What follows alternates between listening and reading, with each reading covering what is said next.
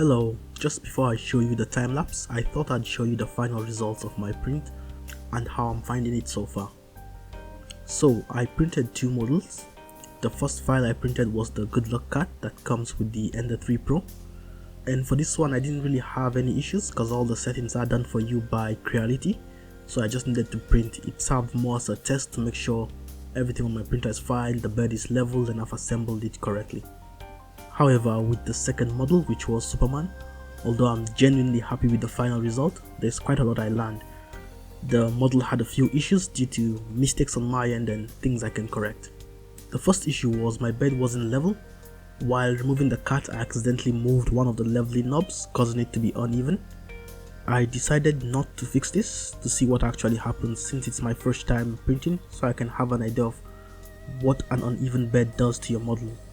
And as you can see, it created these jarring lines on his face all the way on this side where it wasn't level.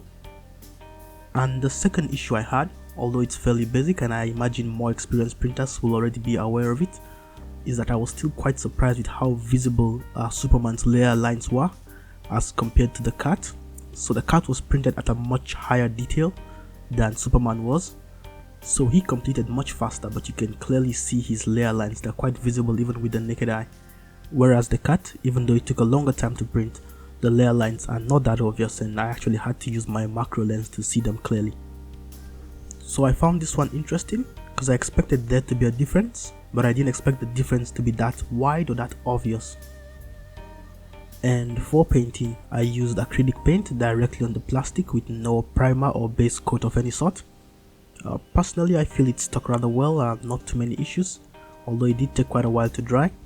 That being said, I will definitely need to apply some sort of protective clear coat or maybe some resin, because I feel that if the models do get wet, they will lose some color, or it will be possible to wipe the paint off slightly. Lastly, I got my Raspberry Pi, so once I install that upgrade, I should be able to get much better time lapses than the one I currently have in the video, so that will be interesting to see how those turn out. It should look a lot smoother and a lot more visually appealing as opposed to this where the whole bed and everything is moving around. So yeah, it's been quite the interesting experience, and I'm really excited to work on some more projects and see how it goes, as well as just getting back into 3D animation in general and 3D work overall. Like, I have a lot of different ideas. I want to see how they turn out, and I'm quite excited to see how it goes. So that's gonna be it from me, and thank you for watching.